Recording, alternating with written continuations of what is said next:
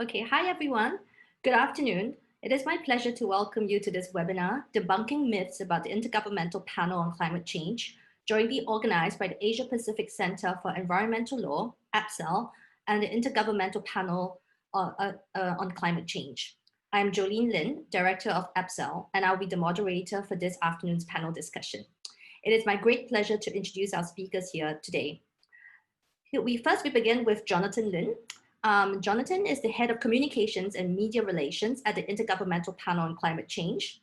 Before joining IPCC in November 2011, Jonathan worked as a foreign correspondent and editor for Reuters for 32 years, reporting from over 30 countries around the world.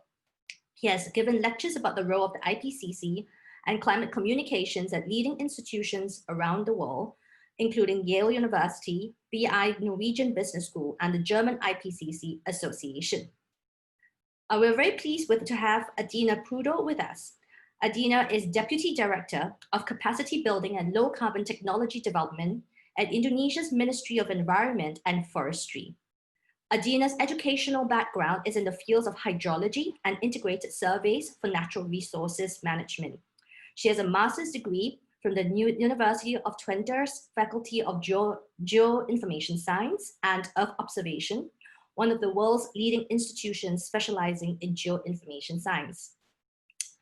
I'm pleased to introduce one of Singapore's most well-known climate scientists, also one of the first persons that I met upon my return to Singapore.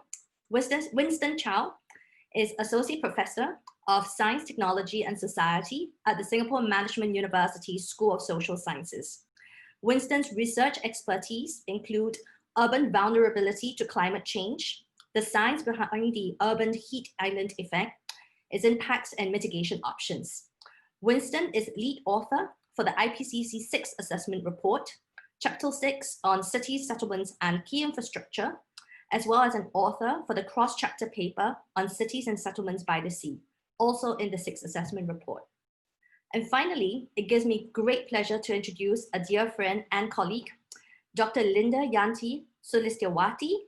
Linda is a law professor at Gajah Mada University, one of Indonesia's leading universities, and currently a senior research fellow here with us at the Asia Pacific Center for Environmental Law.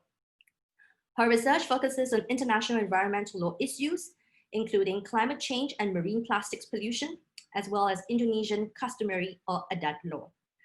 Linda's research has established her as a leading expert who is frequently consulted by the Indonesian government and international organizations. Linda is a lead author of the Intergovernmental Panel on Climate Change's 6 Assessment Report, Chapter 1, Working Group 3. Now, this webinar is meant to help us all, as members of the public, understand what the IPCC is, what it does, and how, as members of the public, can we possibly engage with the work of this eminent body.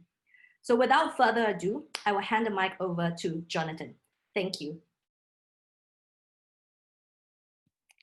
Thank you very much, Jolene. And let's just, yeah. So I hope you can hear me clearly and see my slides. It's a great pleasure to speak to you today. I really appreciate the honor of the invitation, and it's so important for us to be talking not just to the public, but specifically, and I imagine there are many of you in the audience, the academic community and also young people. Those are two key stakeholder groups to the IPCC, and so it's really good to be talking to you today. I'm going to tell you a bit about the IPCC as an institution and also run through some of the key findings, but not in too much detail because, as you heard, I'm not a scientist, I'm a journalist by background, and under the IPCC's very strict rules, I'm not really allowed to talk about scientific matters at all, but don't worry, because we have a great distinguished panel from the academic side who are going to take you through those aspects. So let's see. Oops, no, yeah. Now, why the IPCC? Well, we've known about climate change and the greenhouse effect and these things for nearly 200 years. Scientists have been working on this for a long time. But I guess in the 1970s and 1980s, there was more and more science being produced about these topics. It was coming to public attention, to the attention of politicians, to policymakers. And in fact, there was so much science coming out that it was impossible for any one person, or in some cases any one government, to keep on top of all this information. So two parts of the United Nations, the World Meteorological Organization and the United Nations Environment Programme, decided in 1988 to create a body which would mobilize experts in the scientific community to look at all the science that's being produced every year and to assess it, to say, this is the state of knowledge, this is the state of understanding in the scientific community. This is what we know about climate change. This is what we don't know, where we need to do some more research. This is where there are differences of opinion. This is where we're more certain, less certain, and so on. So we provide this evidence base, this knowledge base to policymakers and the public in general to inform them about what's happening with climate change. And here we, in a way, we come to the first myth about the IPCC, which we're going to debunk, which is that the IPCC doesn't do original research. That's not our job. Our job is to look at all the science all the research that's being published by scientists around the world and related to climate change, and to assess it. So we're an assessment body, not a research body. We don't produce our own original research. We don't measure data ourselves. We don't produce our own climate models. We're looking at what other scientists are doing. Now, many of the people that we mobilize to do that work, as are the authors of our reports, they are expert researchers in their fields, of course, but the IPCC itself, the work of the IPCC is not original research. It's produced 5 major reports called assessment reports, looking at the whole range of things, and also a number of special reports on particular topics that governments ask us to look at. So here's a selection from the rules of the IPCC, the principles and procedures. And there you see up there the word assess again. And also that first panel shows you that we're not just looking at atmospheric physics, at climatology. We're looking at scientific, technical, socioeconomic information. So really every single scientific discipline or every field of human endeavor and activity that is either affected by climate change or can contribute to climate change in some way. So we're looking at health, at transport, at biology, at urban planning, at water management, yes, at legal questions too, and I mean really everything. And in the 5th assessment report, the last one that was completed, we actually had a philosopher from Oxford University on the author team looking at some sort of philosophical issues around equity. So it's a very broad range, and increasingly, and of interest probably to many of you in this audience, increasingly we're bringing in, and we've had them from the start, but increasingly an emphasis on the social sciences as we start to look more at the solutions to climate change rather than establishing the fact of the problem of climate change. And yeah, and you can see that the principles do look specifically at the solution side of it. And then another myth, if it is a myth, IPCC report should be neutral with respect to policy. So we don't have an agenda. We're not pushing a particular line. We're completely open. Our job is simply to look at what is the scientific community saying about climate change, and then to assess that, to say, this is what they know. This is the state of knowledge now. We're not pushing a particular agenda. And not only that, we might make, as part of that growing focus on solutions, we might lay out policy options for policymakers, governments and others to look at, but we will never tell people, you must do this, you must do that. We don't even make recommendations. We lay out the science, and then each country, each business, each individual will draw on that and make the decisions that are most appropriate for them to act. So a quick organogram here about the IPCC, and one thing I just want to add is another myth, actually. Intergovernmental Panel on Climate Change. There's a clue as to the members of the IPCC. The members aren't those scientists who do all the work. The members are the 195 governments, the member states, basically members of the United Nations or the World Meteorological Organization. There's a slight difference there. And Singapore is a member of the IPCC. Winston isn't a member of the IPCC. He's a valued contributor and collaborator. So So it's the governments that run the IPCC, set the rules, decide the budget and so on. And they then elect a bureau of experts drawn from all over the world with sort of a regional balance.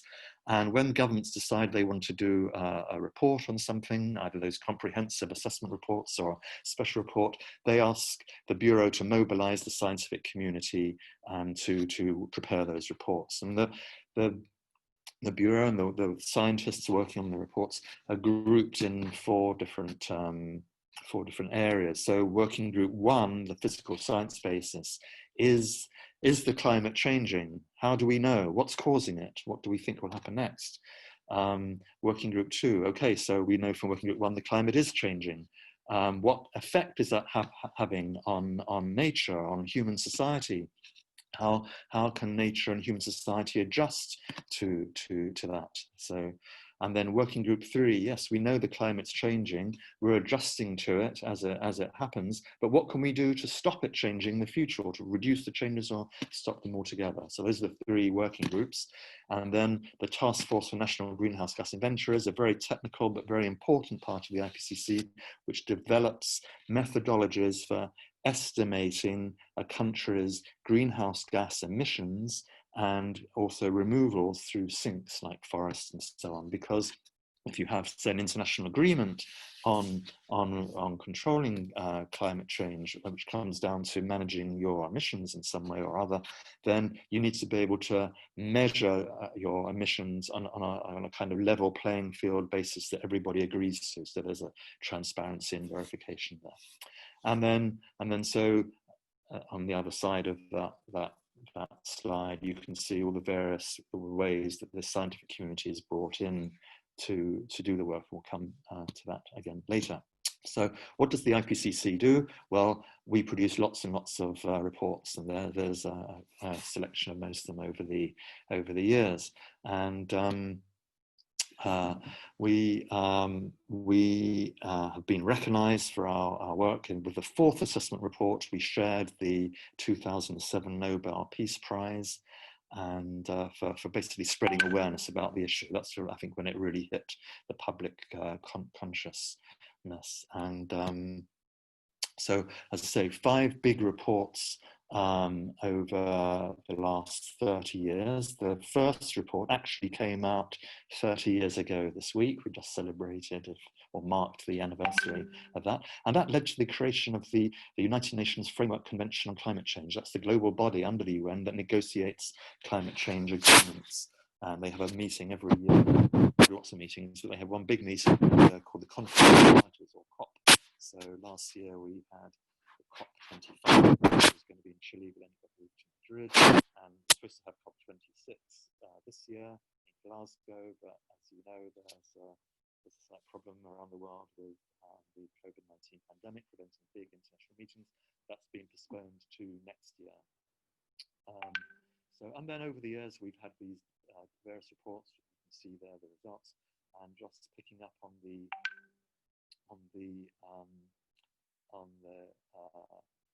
5th assessment report, 2013-2014, which led to, at COP21 of the UNFCCC in Paris in 2015, the Paris Agreement, the big international agreement on trying to control climate change. And then we had another special report a couple of years ago on global warming 1.5 degrees, which really, again, galvanized public awareness of climate change. So, yeah, talked about those.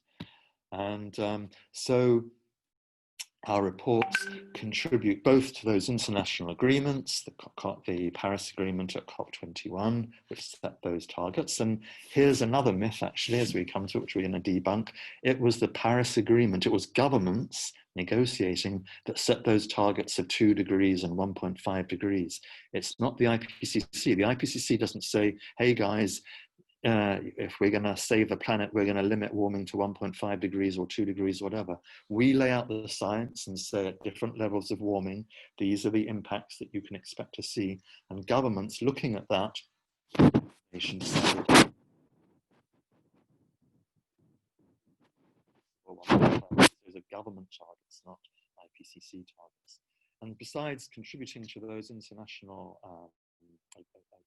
agreements, international negotiations, providing the evidence for those negotiations. So they're not just political, but there's a solid scientific basis to them.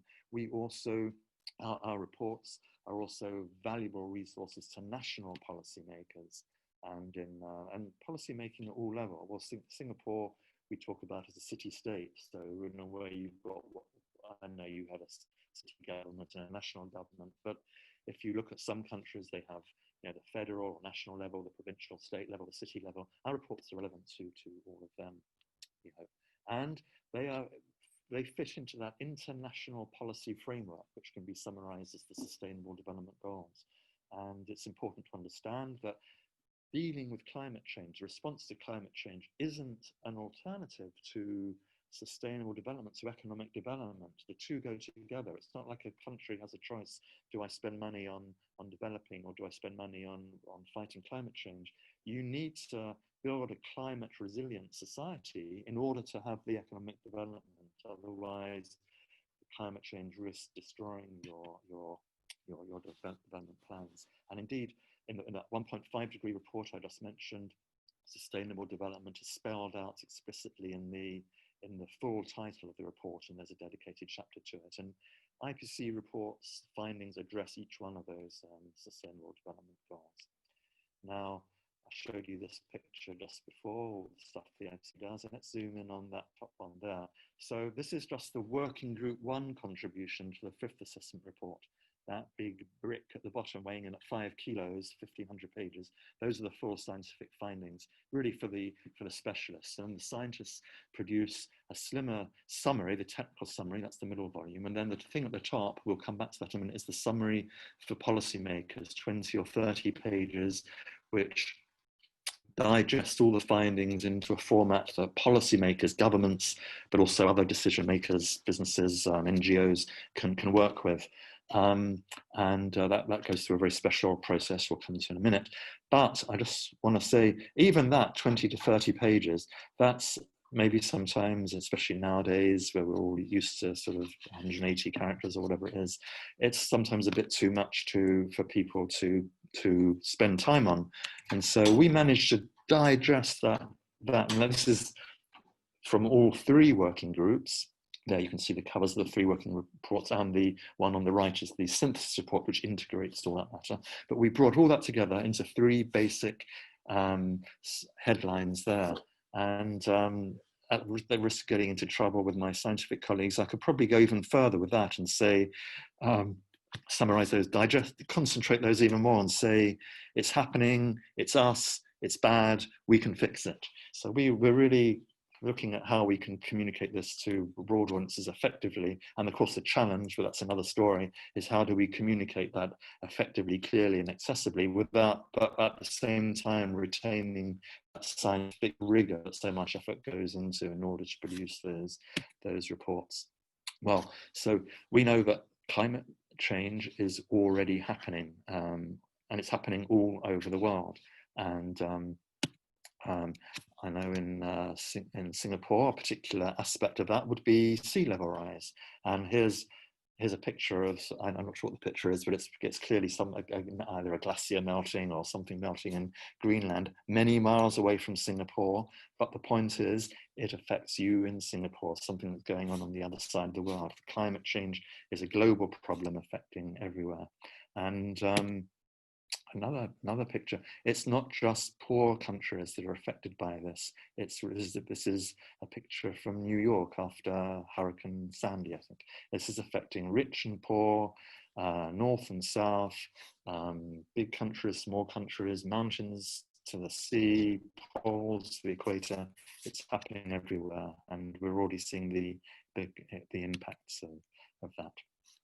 Since the 5th assessment report, we've produced 3 special reports of the 1.5 degrees I've already mentioned, and then 2 others looking at different aspects of the climate system, land use and ocean and cryosphere, cryosphere being a technical word for water in its frozen state, like glaciers, ice sheets, permafrost and so on. And I guess, again, from that point of view of that sea level rise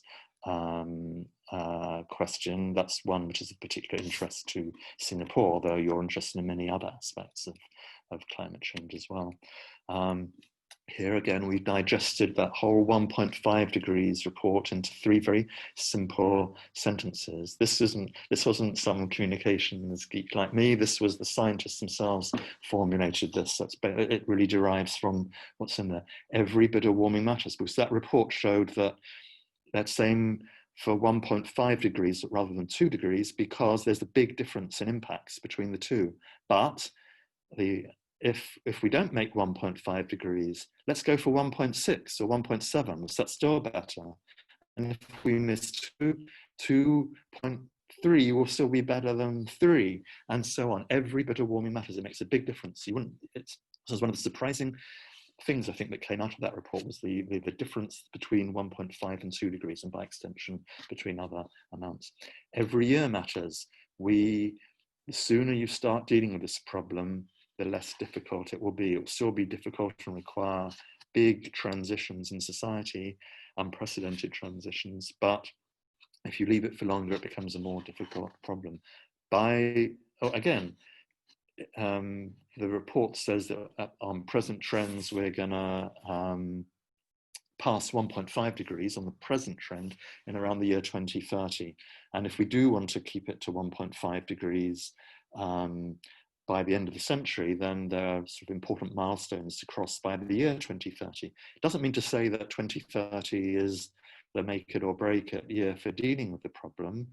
We need to be making progress by 2030, but if we miss that, we should still be making progress by 2031 or 2032. Every year matters, and better to start yesterday than today, but let's start today instead. And every choice matters, whether that's in government policy or individuals. And similarly, we have a similar summary for bringing together the land report or the ocean and cryosphere report. I think I might run out of time if I go into any detail on the sea level rise findings, but they're all there in the report, and I think you'll be able to access these slides afterwards anyway. So here's where we are now. We've done the 3 special reports, and we updated our methodology report, and we've held a big conference, also I think of interest to Singapore, conference on cities and climate change. As you know, most people in the world now live in cities. That's where climate change is, by definition, therefore affecting most people. But also cities offer a lot of potential for the solutions to climate change. And so we're going to do a special report in the next assessment cycle on cities. And we had a conference a couple of years ago to kickstart research in that area. And now we're working on the main 6 assessment report, the 3 working group contributions to that, plus the census report. And those will come out in 2021, 2022. The different parts will come out over those 2 years, in time for the review at the UNFCCC of those Paris Agreement targets. It's for the global stocktake in 2023. When the governments will say, are those targets still valid? Do we need to be more ambitious? And are we on track to make those targets? And I think I think most people would say that at the moment we're not on track to meet those targets. But we can't say for sure, although we have agreed a timeline for issuing those reports, but we don't know the exact dates now, because things are the timeline is being delayed slightly by the impact of the pandemic on the work of the authors, like Winston and Minda, but also the work of the scientific community in general, because, reminder, we're an assessment body, not a research body, so we rely on scientists publishing for us to have something to do, and the pandemic is also delaying the publishing of the information that we want to include in our assessment. So we've delayed it by a few months, and that might shift again. How do we prepare the reports? Well, very quickly, it's the governments that ask for the reports. We then get experts together to scope out and outline what literature is there out there that we can look at to meet the government's interest. The governments sign off on that outline, and then governments nominate authors, experts in the different fields, and then the Bureau then selects those authors on the basis primarily of their expertise, publishing record and other general expertise, but also we're looking at getting gender balance, men and women. We're making good progress there, but there's still some way to go before we get parity.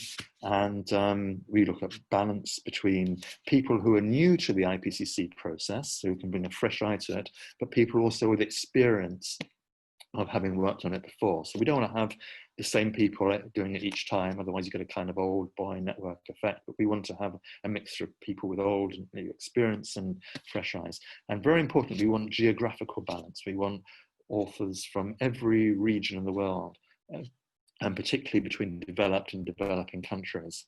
And the Land report, the first time, had a majority of authors from developing countries. And very importantly, how these reports are prepared. It's I don't know whether you're familiar with the concept of peer review, which is what, for an article to be published in a scientific and an academic journal, it has to be reviewed by other scientists to say it's whether it's good or whether it needs to be revised in some way. And the IPCC is a massive peer review process. We bring in the rest of, besides the hundreds of authors working on the report, we throw it open to the scientific community around the world. So the authors prepare a draft of the report, and then we invite experts to register with a self-declaration of expertise, right? You don't need particular qualifications to be an expert reviewer. You just need to say, I've got something to contribute. So we make it as open as we possibly can. And as an expert reviewer, you, and when I say you, I mean you guys on this call, because you can still take part in this process.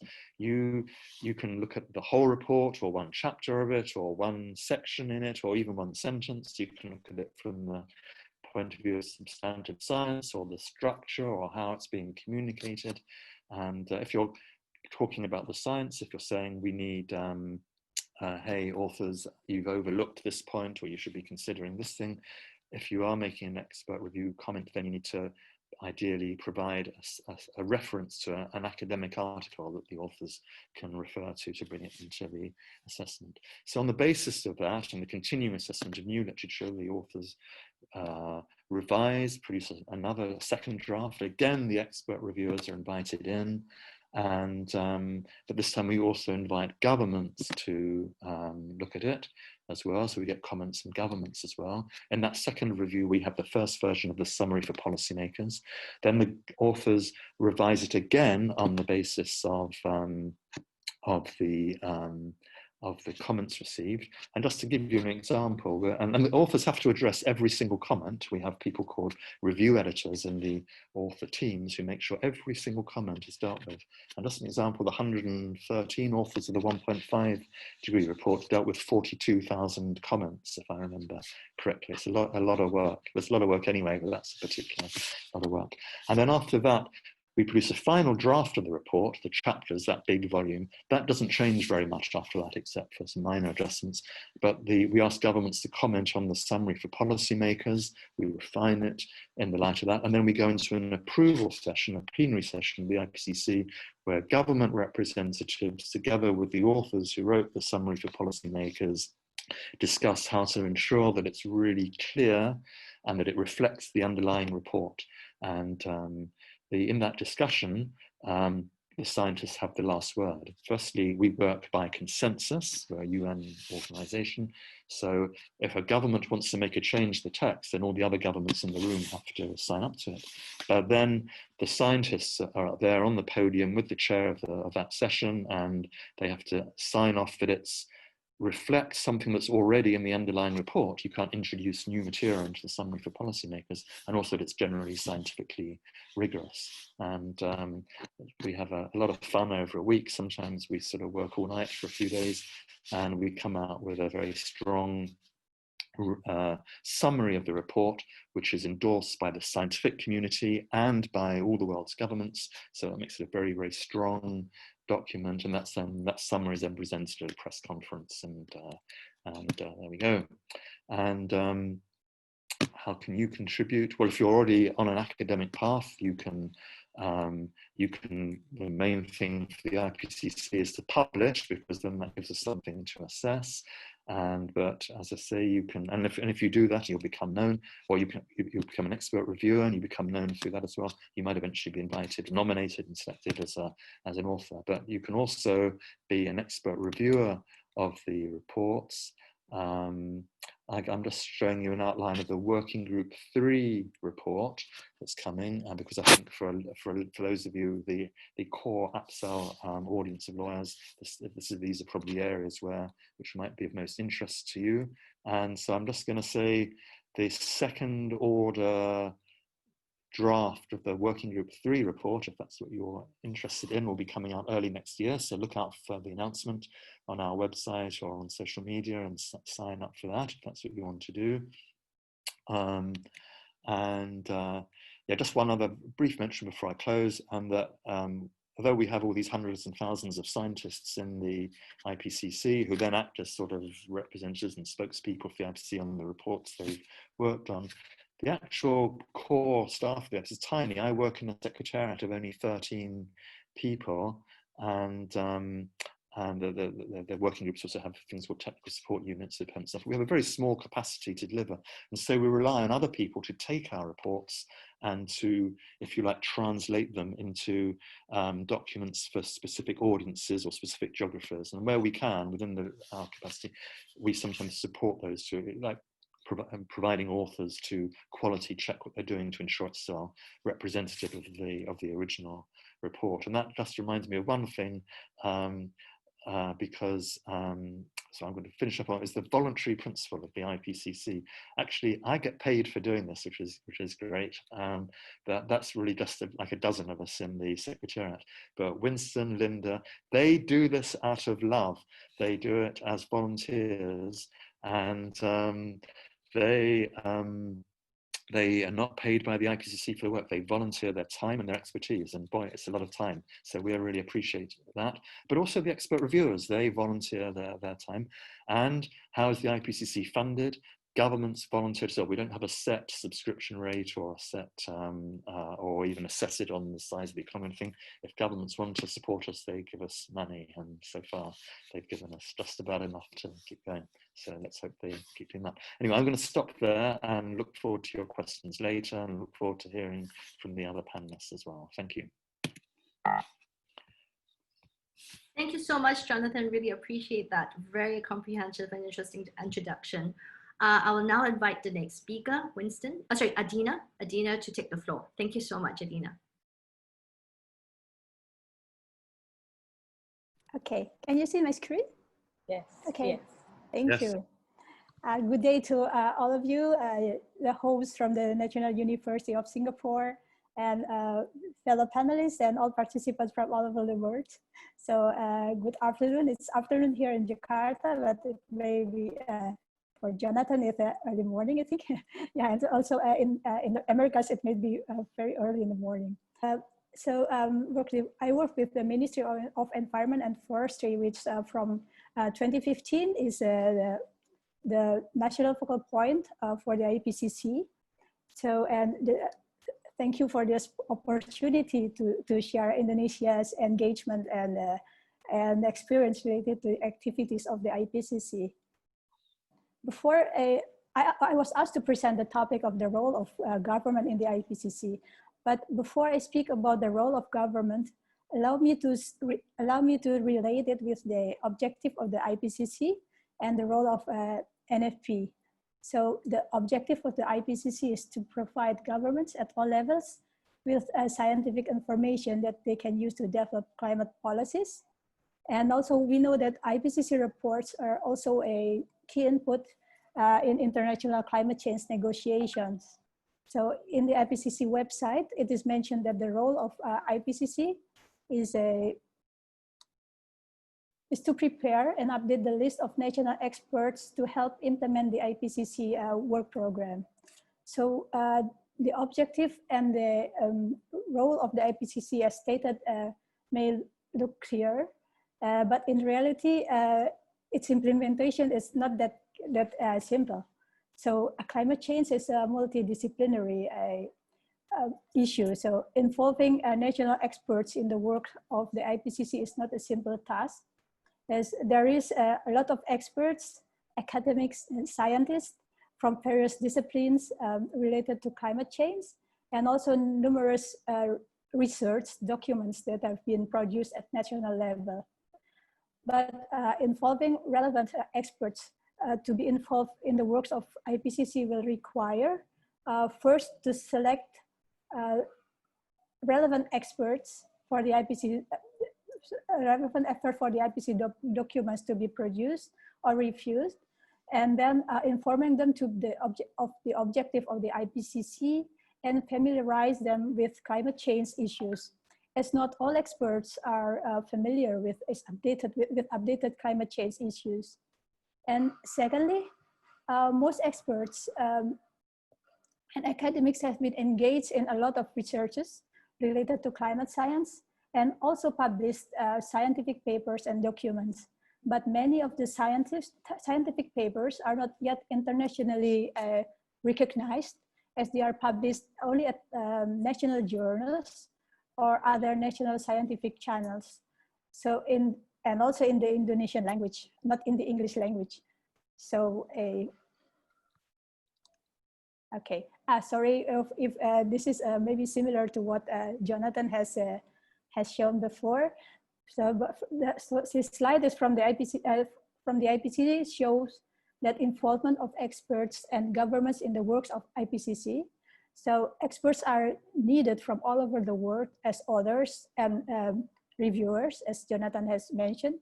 So review by experts are required for the first order draft and second order draft, and also final draft of reports and summary for policymakers.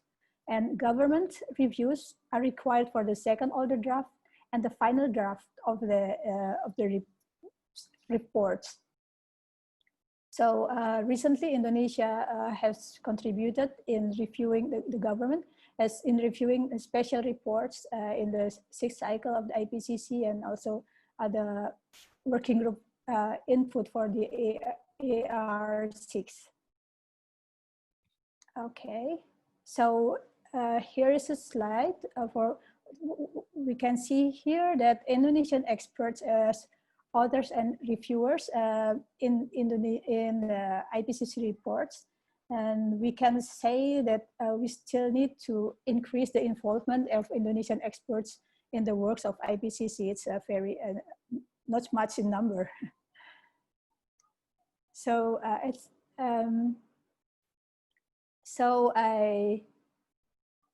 why it is that, because we know that IPCC does, as it is said, that IPCC does not conduct its own research, but IPCC incorporates results of recognized scientific researchers from all over the world. So internationally recognized researchers will require, for instance, the result to be published in international journals and peer reviews also. So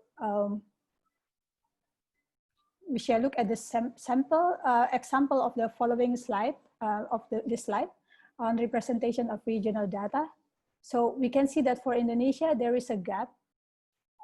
There's a gap on the map. So I am sure it is not because Indonesia does not have data on the surface temperature, but it is most likely because the needed data has not been scientifically verified through an internationally channel. So why is climate representation of the Indonesian region important? Because Indonesia is a big country, so it has a total land area of 1,905 million square kilometers, including 93 square kilometers of inland sea waters, so including straits, bays, and other bodies of water. So this makes it the largest island country in the world. So its location and physical nature will have a great contribution to climate change, but also on the other hand, will be greatly affected by climate change. So to mention a few of the impact is, here is some of the impacts include floods, landslide, droughts, and sea level rise. So, so what can the Indonesian government do to respond to this need of scientific climate data to be incorporated in the works of the IPCC. So first, we have to regularly update data on experts and scientists related to climate change. So, and second, we have to encourage and provide incentives for experts to publish results of their works and researches in international journals and other internationally recognized channels. And number three, the government has to encourage and nominate experts and scientists to be actively involved in the works of the IPCC, that is as authors and reviewers. So I forgot to mention that as NFP, we also encourage Indonesian experts and scientists to be elected to the IPCC Bureau. So from Indonesia, we have Dr. Elvin Adrian and as Vice Chair of Working Group 1, and also Dr. Fahmuddin Agus as member of the IPCC Task Force Bureau. So, and lastly, the government has to be actively involved also in providing experts and government reviews of IPCC reports. So before 2015, the Ministry of Environment in Indonesia at the time has formed a group of experts called IPCC Indonesia, consisting of several subgroups working on themes, so including agriculture, forestry, and marine, and three other teams. And this kind of group will be beneficial in providing scientific inputs related to climate change. And there has been a discussion within our ministry and with other ministries and experts that maybe we can re-establish this kind of scientific group for the benefit of obtaining scientific climate analysis for Indonesia, the Indonesia region, and also for international level and the IPCC. So with this, I would like to finish my presentation. Again, I thank the organizer for this opportunity for sharing our experience. Thank you. Maybe later you have questions that I can answer. Thank you. Thank you so much, Dina, for that really interesting presentation on the role of government. I'm sure you will have lots of questions later. I'll now like to invite Winston to take the floor. Thank you, Winston. Thanks, Jolene. Okay.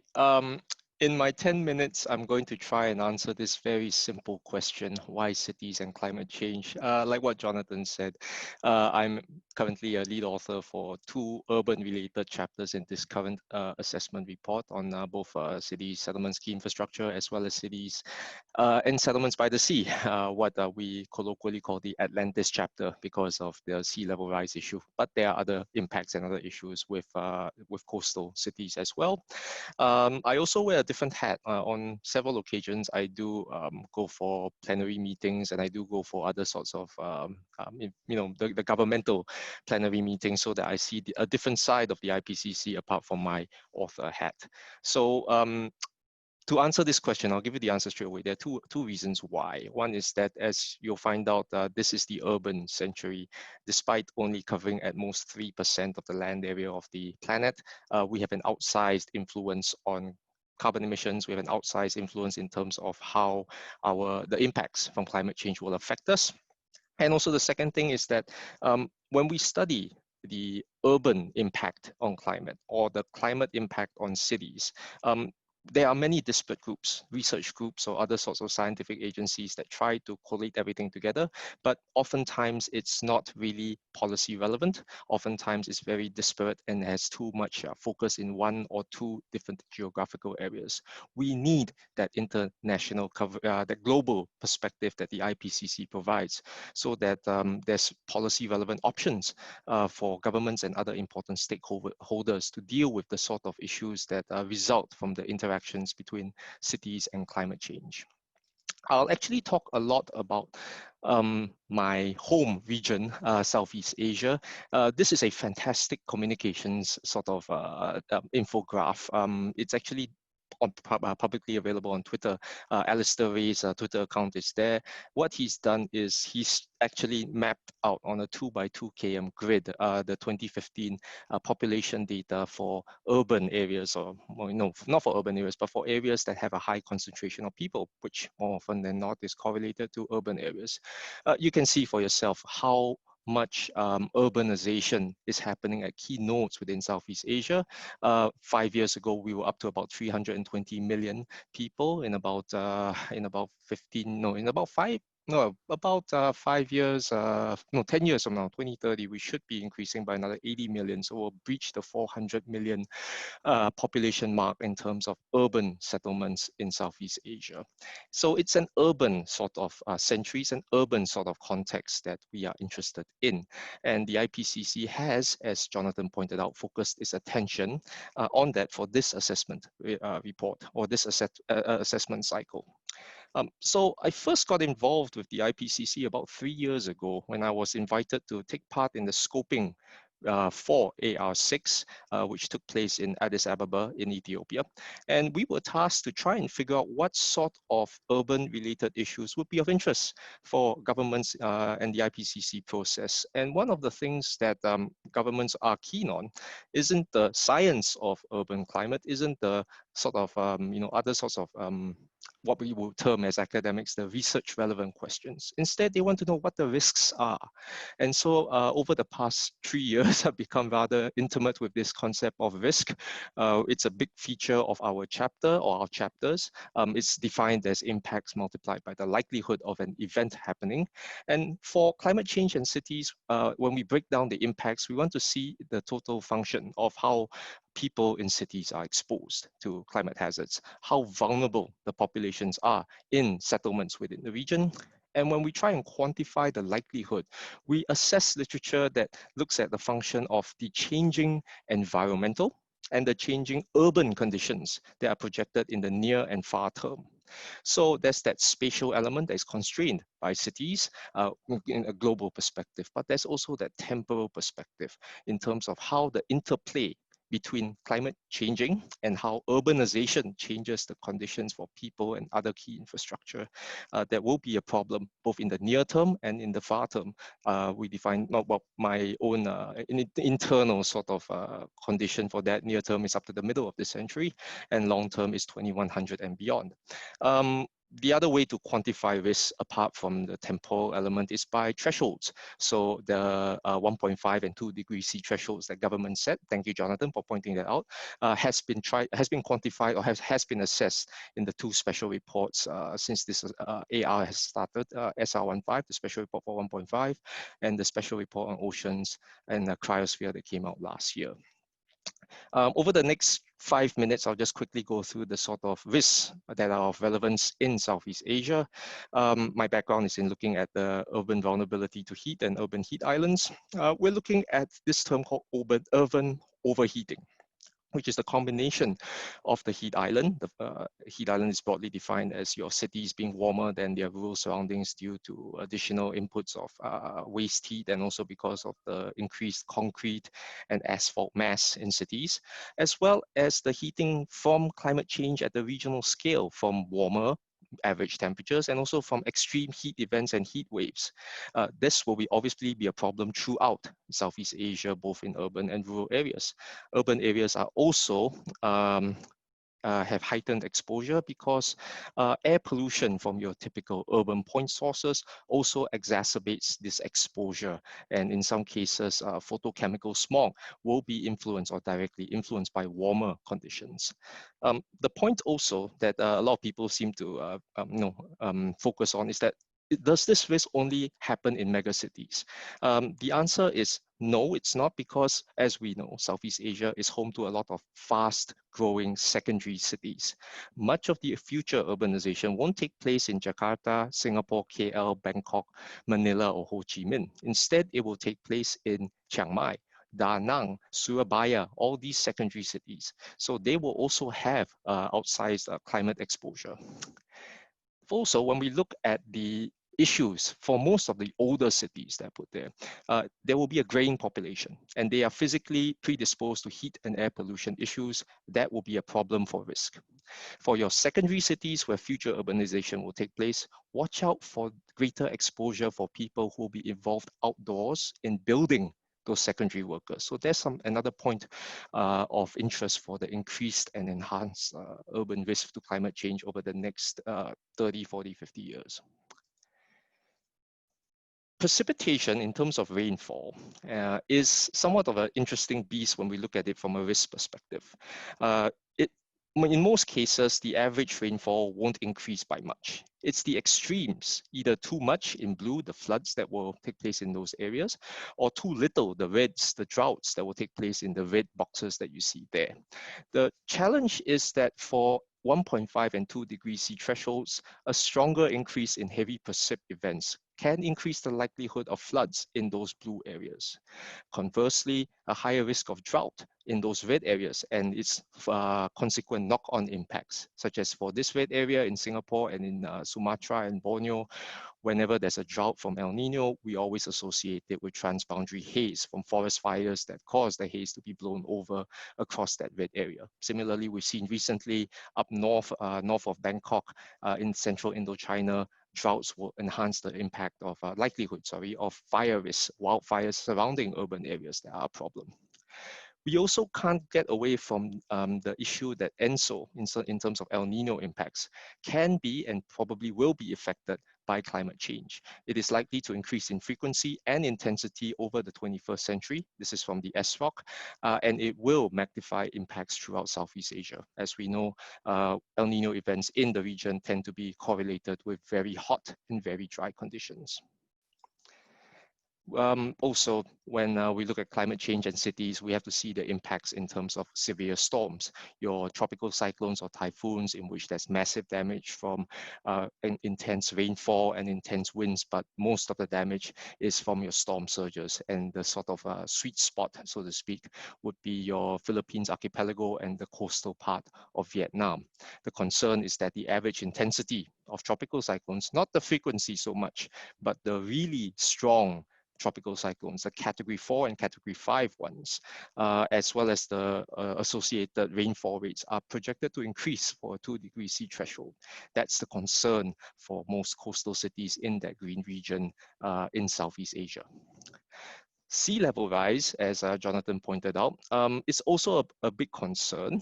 This was quantified in the SROC, the Oceans and Cryosphere Special Report that came out last year. There was this term that was introduced in the SPM, the Summit for Policymakers, called Historical Centennial Extreme Sea Level Events, HCEs. In other words, in the recent past, what we expect to see in terms of an event, a flood event or sea level rise event that only occurs once every 100 years, might become annual in the future because of this impact of sea level rise from either thermal expansion of water, land ice input from your glaciers in Greenland and in West Antarctica. And unfortunately, for the cases of coastal cities like Jakarta and Bangkok, land subsidence from too much groundwater extraction for municipal use. What this triple whammy does is that it increases the likelihood of these sea level rise effects slamming into these urban areas in terms of floods. And so it's also a big concern. Under two different representative concentration pathways, RCPs, for the high emissions pathway RCP, these sort of 1 in 100-year events becoming one annual event between the 2030s to 2040s for most parts of Southeast Asia. But if we do switch tack, if we do go towards a low emissions scenario for your RCP 2.6, we can sort of delay the onset of these HCE events from up to about 2050 to 2060 and beyond, and it gives time for urban stakeholders to try and adapt accordingly. I focused a lot on the direct impacts, but I want to point out there are obvious indirect climate-related impacts that have been summarized from the SR 1.5 for Southeast Asia. First is, I love food. I guess everybody else here loves food.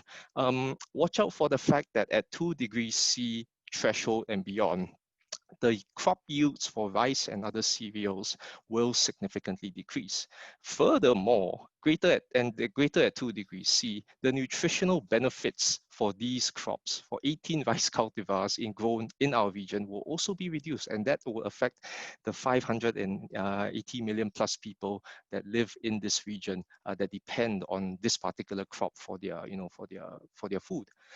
There's also evidence within the SR 1.5 that has been assessed that the largest reductions in economic growth will occur from climate change within your low and middle income Southeast Asian regions.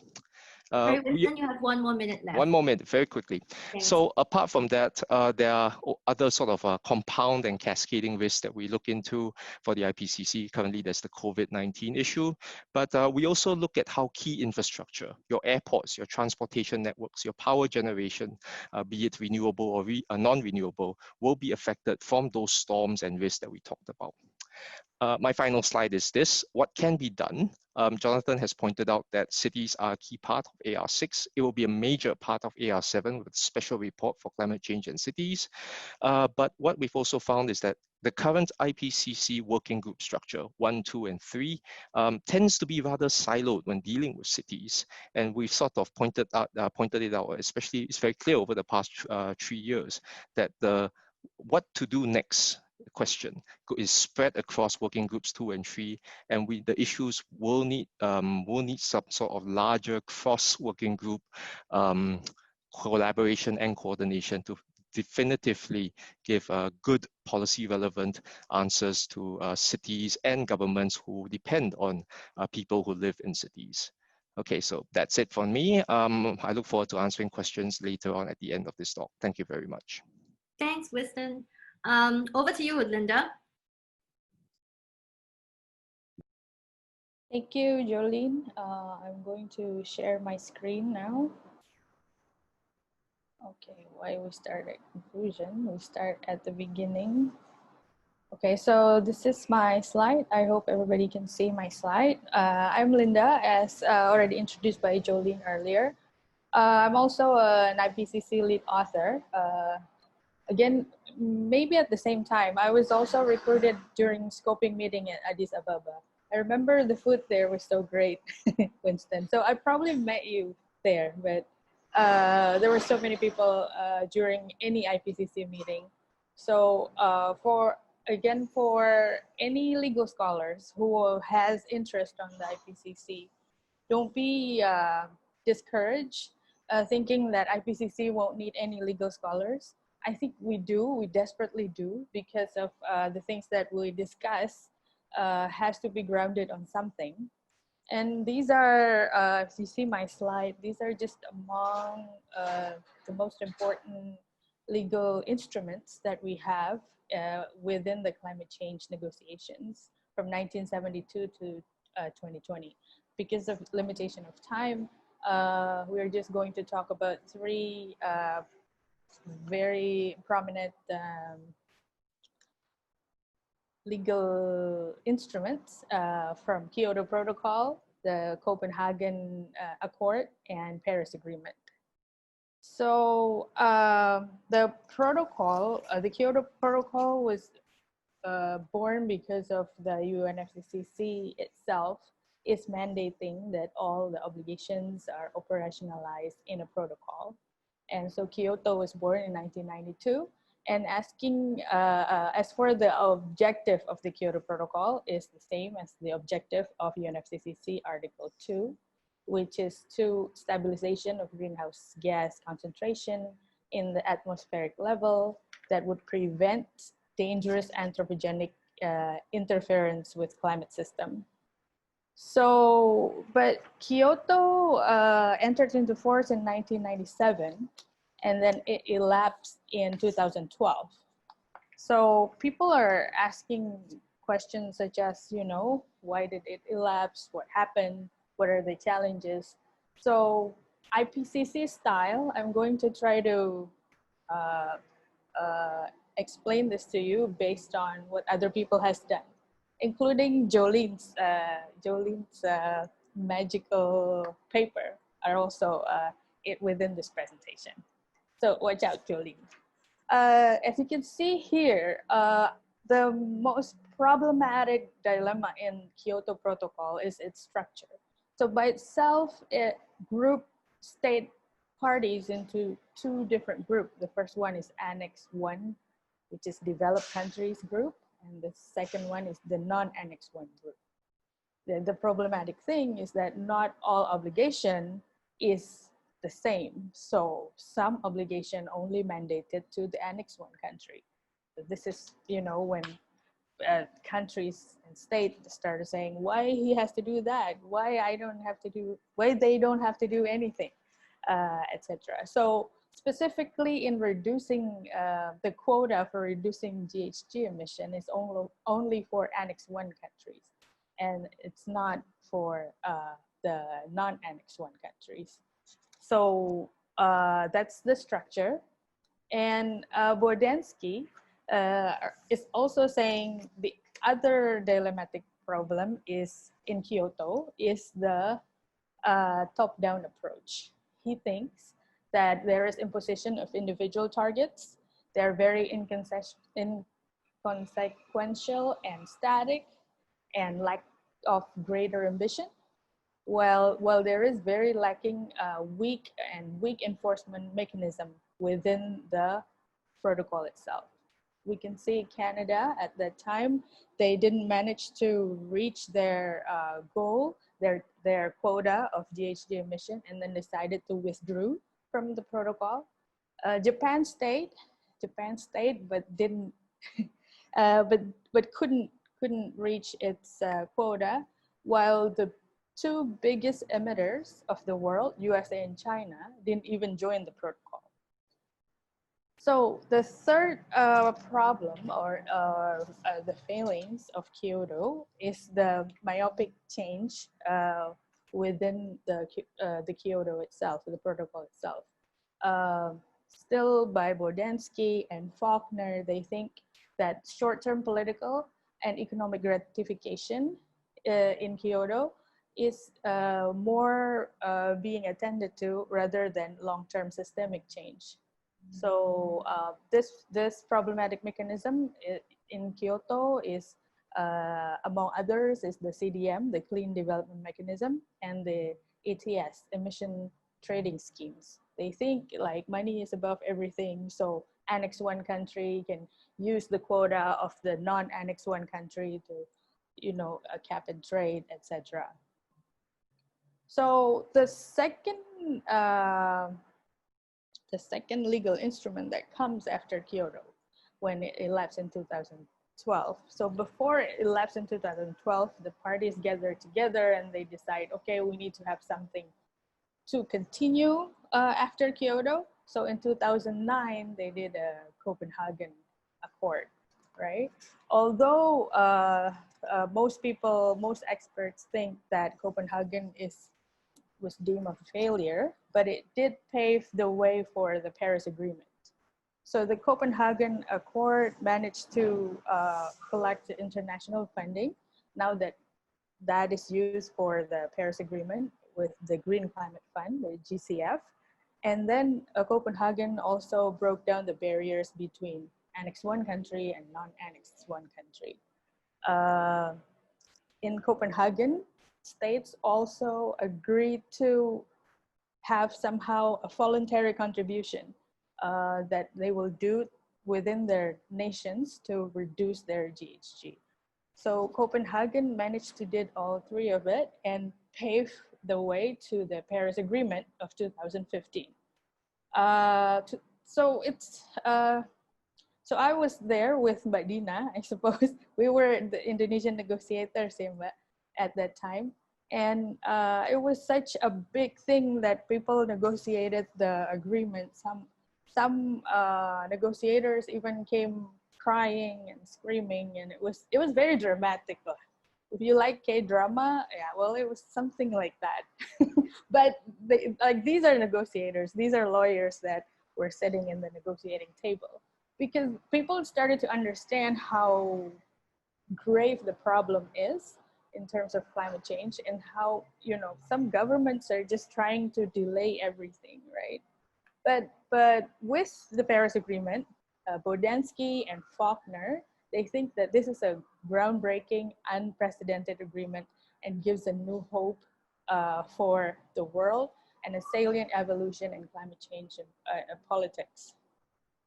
So why is that? Why Paris is such a big deal?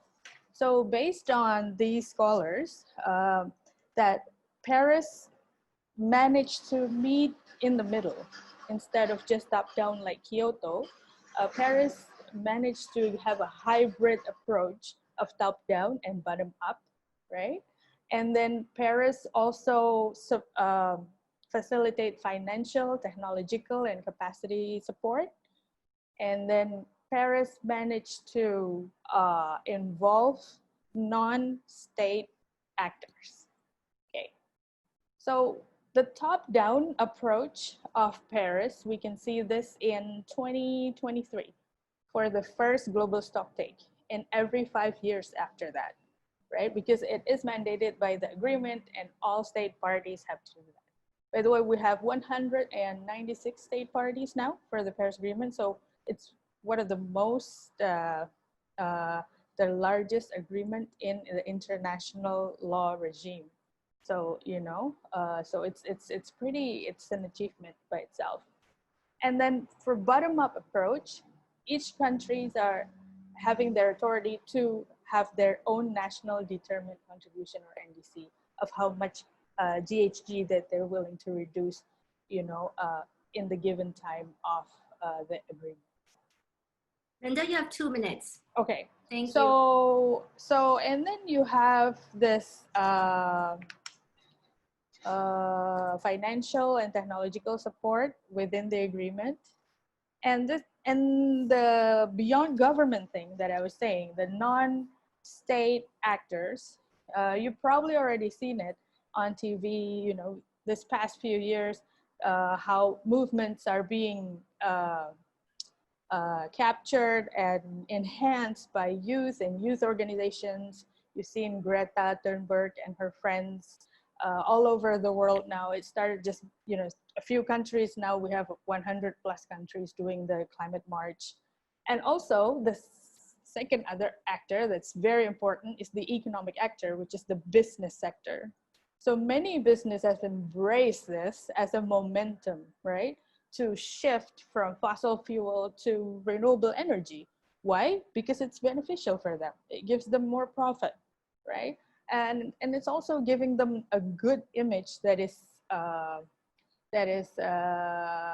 being perceived by the youth as something new, something good for the environment, and also good for business. So the unique legal structure, the mixture of hard and soft law, and the justiciability of the Paris Agreement is determining whether or not this agreement is legally binding, because there are many questions on that. This is answered by Bodansky, answered this, Faulkner answered this, Jolene Lin and Jackie Peel also answered this, that Paris Agreement has begun to be used as grounds for climate change litigation. That's in 2019, Jolene. And also Bodansky is saying that legally binding doesn't mean that it has, like, all the articles in the agreement has to be enforceable, implementation as sanction, etc. But the fact that consent has been given by states, and the state says that they're committed to do whatever that consented for, that is also legally binding by itself. Okay, so how does, like, what do IPCC does for all these international instruments, right? So IPCC guides the requirements, obligation, and processes of the agreement, right? For example, the reporting of the GHG inventories. The developed country has to use the 2006 guidelines. Developing countries are using 1996 guidelines, etc. So strong scientific grounding is crucial for transparency mechanism and required for the success of Paris Agreement. So is it successful, the Paris Agreement? It's too early to say, but judging from the number of state parties that have joined the agreement, it's already an achievement of itself. And the success of the agreement is depending on our ability to understand the nuances of the problems, what we're facing, and how we involve people to, to also implement the ambitions, not just nations, but also individual ambitions and initiatives. Thank you, Jolene. I hope that's not overtime. No, thank you so much, Linda. That was really interesting. I have now the role to be like a microphone. So I know everyone has typed a lot of questions in the Q&A. My role is to articulate these questions, kind of streamline it if possible, and so that we can cover as much ground in the next 15 minutes or so. So my first question is for Jonathan. Jonathan, the question is, when the IPCC speaks about the geographical distribution of contributors, are we talking about nationality, place of affiliation, or nominating country?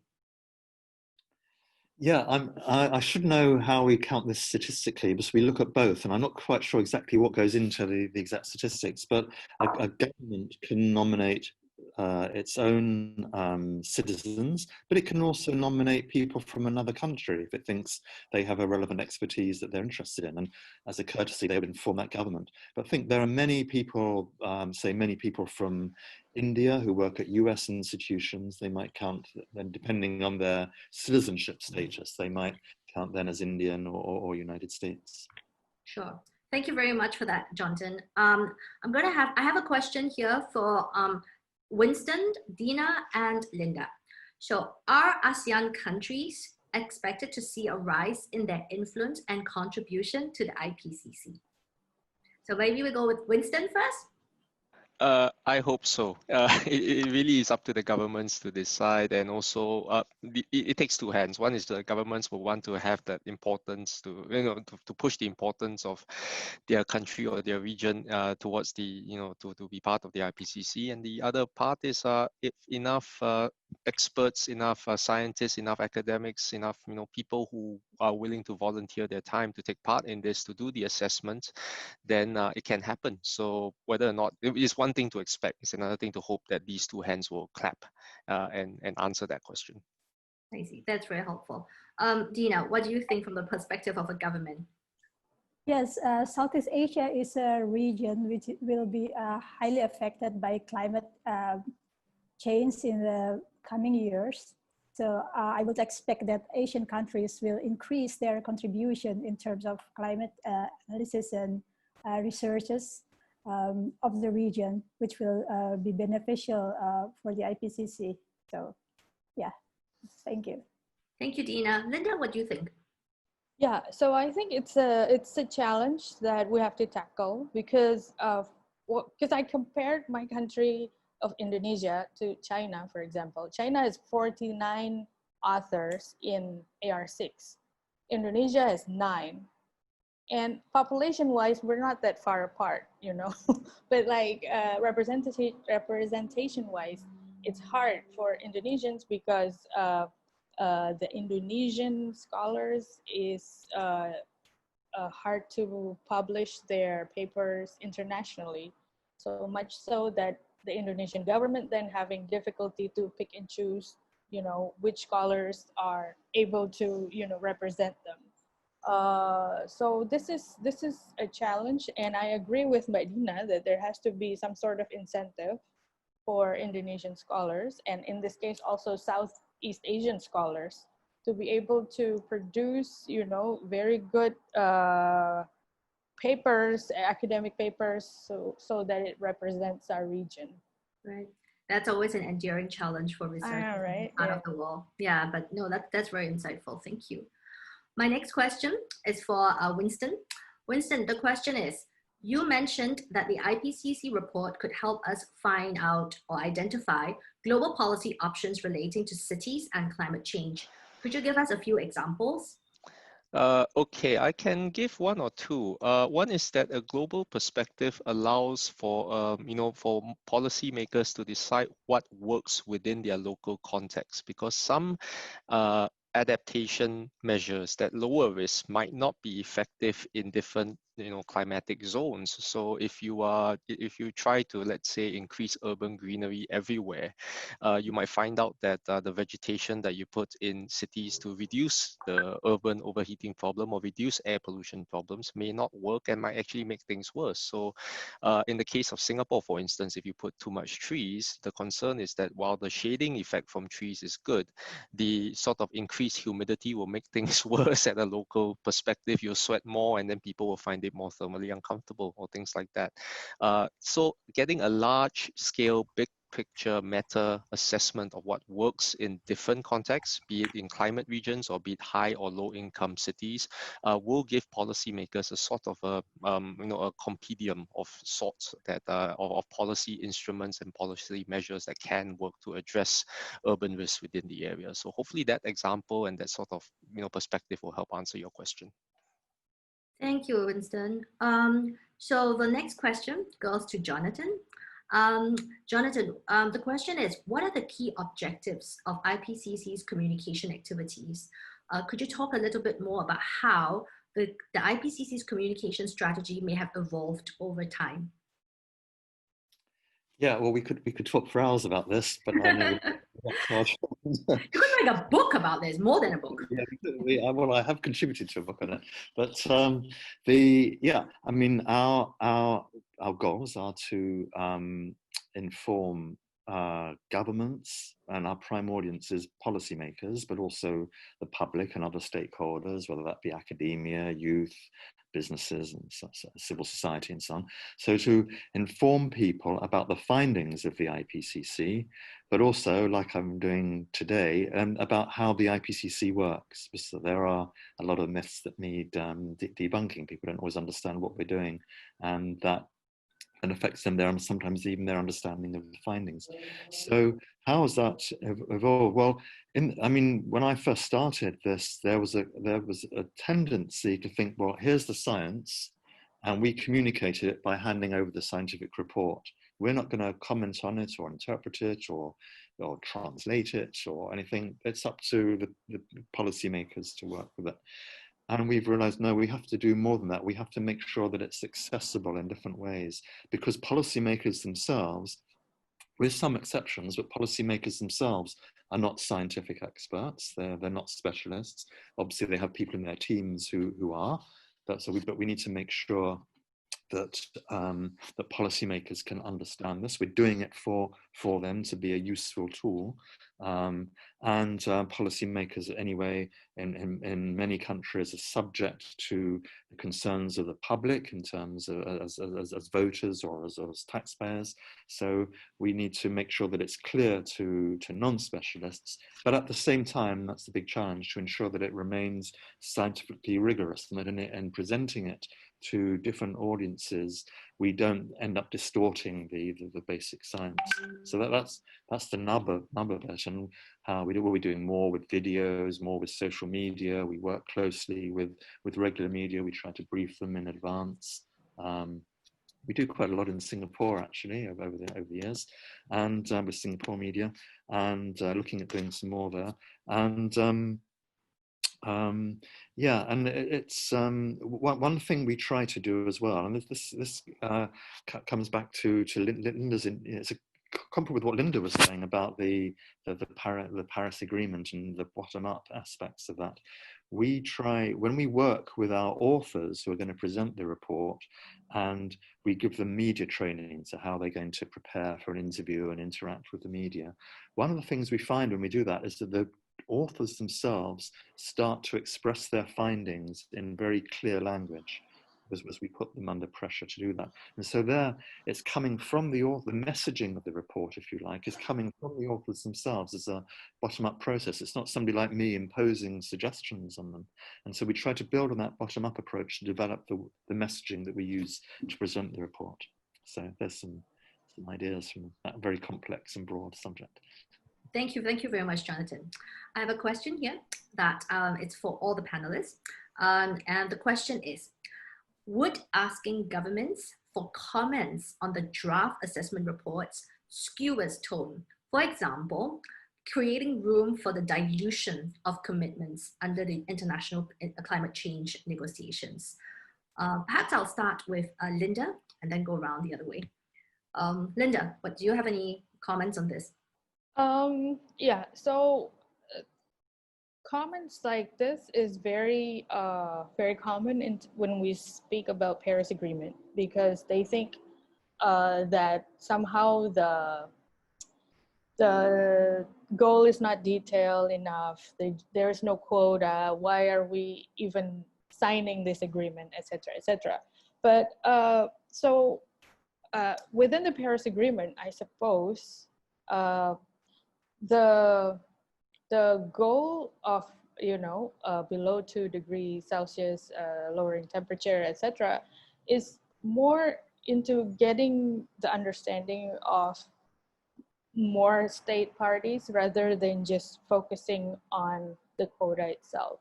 So it's more on the on the commitment and consent. Mm-hmm. So is it diluting the fact that climate change is still happening? We can read that in the 1.5 degree special report of IPCC, that even with the current NDC, if everybody reaches the NDC, we still reach 1.5, and that's not a safe ground for everybody in the world. Mm-hmm. But the fact that almost all countries realize that we are facing climate change, it's something that we have to applaud for, right? And I cannot help myself but being optimistic when you work in the climate change issues. I think we talked about this a lot, Jolene. If we're not optimistic, who is going to be optimistic? I think it's more like if you're not optimistic, we'll all go mad. So we fight for this, and then governments is important because they're the one who, if you look back on ICCPR, they're the ones who are responsible for all of us to have good subsistence living, to provide us with good water, air, everything that we are, that's our human rights to get that. So why government matters? I think because it's their job to do that. Okay, thank you so much, Linda. Winston, do you think that allowing governments or asking governments for their comments on the draft assessment reports has the effect of skewing the tone of these reports? I would say it depends. We have, because the governments are a big stakeholder, they have a say in what we write, and it's a product addressed, for them. They have a right to comment, and in some cases they do improve what we authors have to write for the reports. But we are aware that we base our assessment on the literature. The literature is publicly available. We keep it online so that everyone has access to that. If we, as the experts, feel like there is a potential for a more quote-unquote skewed reading or interpretation of the reading of the assessment, we have every right to respond and rebut. That's the whole process of the peer review over multiple rounds that we have. That said, when I say it depends, it really is an issue of which working group. So for 1 and 2, our sort of working groups are rather, shall we say, vanilla. In terms of what to do, it's not really that controversial. Where Linda is, I don't envy her, because for working group 3, for the mitigation and for the sustainable development issues, her working group is under a lot of stress from the governments, from several governments that for now shall remain unnamed. But in terms of arguing about what to do, her working group and the importance of both the co-chairs and the vice chairs of working group 3, their role is critical in trying to consolidate the responses by the authors to make sure the tone is not skewed either way. It's right down the middle in terms of being neutral and objective. Thanks a lot, Winston. Dina, would you have anything to share with us on this view? Okay, with regards to contribution of the government on the report, I think, yeah, that's important, because yeah, maybe I will answer with the case of Indonesia. To respond to those reports, we set meetings with relevant government ministries and also with experts. So we don't just respond to those by ourselves, but it's I think it's the voice of everybody. So yeah, it's important. Thank you, Dina. And Jonathan, would you have any closing words on this issue? Yeah, I mean, this is a very important question, and broadly, I would echo what Winston said. But I mean, the question is basically about, does the process allow the scientific assessment to become politicized? I think that's where the question is going. And I mean, of course, sometimes governments will try to, through the review process, try to push things in a certain direction because they know that these reports are going to be used in climate negotiations, and they want to make sure they're not creating a problem for themselves down the future. But I think that's, I mean, the main purpose is that governments are engaged in this process and want to have a good report, and most of the comments we get from them are, as Winston intimated, are constructive and go towards building a better report. And basically, let's remember what I said at the beginning. We are an organization of governments. These reports are done not as a kind of academic ivory tower exercise. They are designed to produce a tool and a resource for governments to use in their work domestically and internationally. And so it's essential that governments all along the way have a role in shaping them so that the reports in the end, with all their scientific rigor and breadth and comprehensiveness, they are still fit for purpose as a tool for government. Thank you very much, Jonathan. Now, we have many people in the audience who are keen to understand how they can get involved. So can I invite each of you to give us one suggestion as to how can say a PhD student or a master's level student become involved in the work of the IPCC? And perhaps I'll start with Jonathan first. Thank you. Well, so two things. So firstly, if you're at that stage, do think of publishing on relevant matters that we can then draw into the assessment. That's what we need. But also, as I mentioned in the talk, please do sign up as expert reviewers for the reports, and you can contribute that way and become known. And you can do that both individually, but you can also look at doing it as a group. Many universities and schools provide group comments now for you working with their students. It's both an academic exercise for the students, but it is something that crowdsources information from a qualified group to us and is very valuable. So think of that too. Thank you. Dina?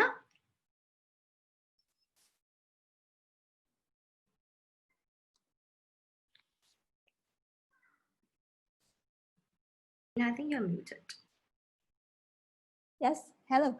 Hi. No, I think I did have anything to say about that. Thanks. Thank you. Winston? To add on to what Jonathan said, I was an expert reviewer in AR5 as a grad student. So, I mean, if you're a master's student or a PhD student, don't think that you lack the expertise. You are just as big a stakeholder as governments, businesses, other people as well. And you have that expertise. So please contribute, and trust me, your reviews will be taken seriously. We have to respond to each and every one. And it's part of the way that we make our reports as accessible and as policy relevant for everyone involved. So yeah, nothing to add to what Jonathan said. Thank you. And Linda? Yeah, I'm just echoing what the other panelists has already said. So what you need to do is you go to the IPCC website and watch out for their call for reviewers, because with different publication, there are a different call of reviewers. So whatever that your interest is, lays in, you can look for. Maybe AR6 will come in soon, and there are like different drafts, like first draft, second drafts, and then and then final drafts, which you can contribute.